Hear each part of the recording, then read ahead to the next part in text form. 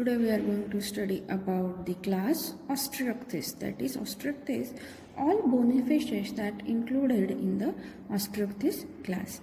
As we know that in Chondroctys all cartilaginous fishes were included. In Osteochthyes all bony fishes were included. So the general characteristics of the Osteochthyes.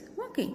So this type of fishes that inhabits all sort of water, that is fresh water, brackish water and salt water. Okay, so as we know that fresh water is a river water, brackish water is a estuarine water, as we know that it is a transition zone between the fresh water and the ocean water or salt water we can say, or the salt water and the brackish water. So the fresh water, brackish water and the salt water main difference is that is it depends on the salt concentration in that particular water. Again, the water may be warm or maybe a cold, but these organisms are, it is warm, these organisms, okay, so these organisms that included, as we know that in the class Osteochthyes, it inhabits in the all sort of water, fresh water, brackish water or the salt, warm and the cold water. Again, the shape is spindle, that is spindle shape is there and the streamline body. As we know that this type of shape is there, that is spindle shape and the streamline body is there. So both fins, that is median fins and paired fins are there. The pair supported by a fin rays of cartilage or the bone. So fins are median fins as well as the paired fin. As we know, the pelvic and the pectoral fins are the paired fins, and this type of fins, again the median fins are also supported by the fin rays of cartilage or the bone, that is it is supported by the endoskeleton. Again, the skin with a many mucous gland. So the skin of the fishes, that is in a Osteochthyes or in a bony fishes, have a mucous gland. The three types of scales are present in the bony fishes, that is gonoid scale, cycloid scale and the ctenoid scale, and no placoid scale.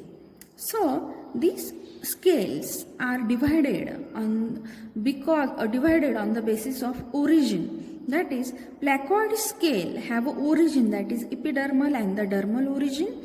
Okay, here in this gonoid, cycloid and ctenoid scale, these scales are dermal in origin. These scales are dermal in origin. Okay. So gonoid scale, cycloid scale and the ctenoid scale.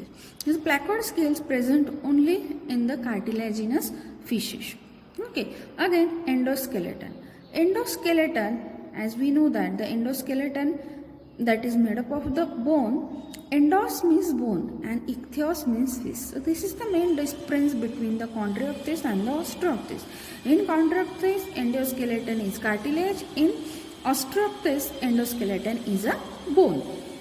Again, notochord. Next point is a notochord. Notochord, it is replaced by distinct vertebrae. So vertebral column is there and vertebral column having the distinct vertebrae. Again, the pelvic girdle is usually small and simple and absent, and the claspers is absent.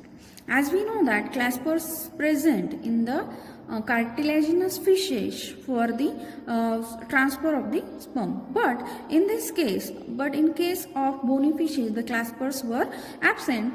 So pelvic girdle is usually small, simple or the absent. Here the mouth is terminal or the subterminal jaw with the teeth. Here the mouth is subterminal and the terminal. This is the position of the mouth, and jaw is with the teeth. Okay. And cloaca is lacking. As we know that cloaca is a common opening of reproductive tract, digestive tract and the urinary tract. But in this case the cloaca is absent, only anus is present. Okay, so now we are just going to revise this point, that is they inhabit all sort of water, that is fresh, brackish, salt. Body is spindle shaped, fins are paired, median is supported by cartilage or the bone. The skin with the many mucous gland, and 3 types of scales are present, that is gonad, cyclid and the tenile scales. Endoskeleton is bony. Notochord is replaced by vertebrae. Pelvic girdle is usually present. Small, simple, or in case it may be absent in some cases. Claspers is absent. Again, mouth is terminal or subterminal. Jaw with teeth. Cloaca is lacking, anus is present. So the next general characteristics is the respiration. Okay. Here, a respiration by 4 pair of gills on bony gill arches. It is covered by the common operculum. As we know that operculum is nothing but the flap or fold of skin. This common operculum or the fold of skin covers the gills. Okay. Respiration is by 4 pairs of gills on bony gill arches. Okay. Again, as we know that in these fishes, the air or the swim bladder is present with or without duct connected to the pharynx, and lung-like in some fishes. For example, dipnoi are known as a lung fishes. So the lung fishes, they have the bladder, that is swim or the air bladder is present in this type of fishes. But in case of chondrichthyes fishes or in case of cartilaginous fishes, the swim bladder or the lungs are totally absent. Okay, and gills are open. There is no operculum. In case of bony fishes, operculum is present. This operculum covered the gill arches. Okay, again the heart. Heart is two-chambered. Again, ventral heart. Position of the heart is a ventral. So two-chambered, that is one auricle and the one ventricle. As we know that one auricle, that is one chamber is for receiving the blood and another chamber is for pumping the blood. Next is sinus venosus and conus arteriosus is present. As we know that these are the part of circulatory system. Again, the erythrocyte is oval and nucleated. As we know that erythrocyte is nothing but the RBC.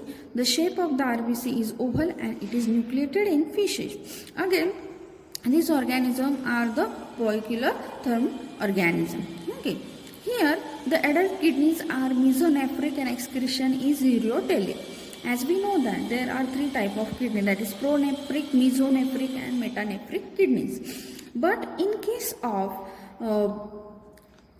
the fishes, that is mesonephric kidneys are there. But in case of human being, what happens? The metanephric kidneys are there and mesonephric kidneys are present at the development of the embryo after 4 to 5th week of the embryonic development. But in case of fishes, mainly mesonephric kidneys are present. Okay, again excretion. Excretion is ureotelic.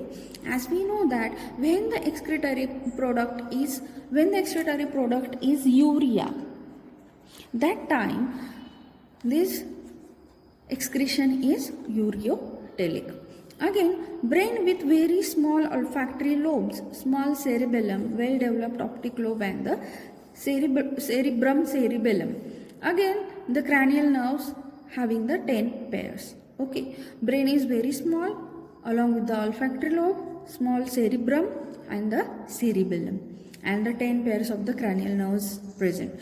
Internal ear with 3 semicircular canals. As we know that internal ear with 3 semicircular canals. Okay, so internal ear with the 3 semicircular canals. What is the function of internal ear?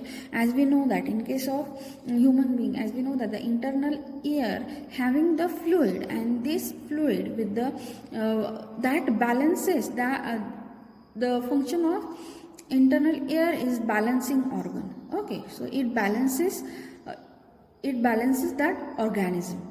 Again, sexes are separate. As we know that male and the female sexes are there. So male is there and the female is there. Gonads are paired. Okay. Again, in this the sexes are separate, that is male fish and the female fish. Gonads are there, so male having the male gonads and female having the female gonads. For example, in case of female, that is ovary and oviduct is there. Okay. Again, fertilization. Fertilization is external. Okay, fertilization is external means it is internal fertilization and the external fertilization. Internal fertilization is inside the body and external fertilization, that fertilization is outside the body. Organism is oviparous and development is direct. Okay. Organism is oviparous. We already studied the meaning of oviparous, viviparous and ovoviviparous. And the development is direct.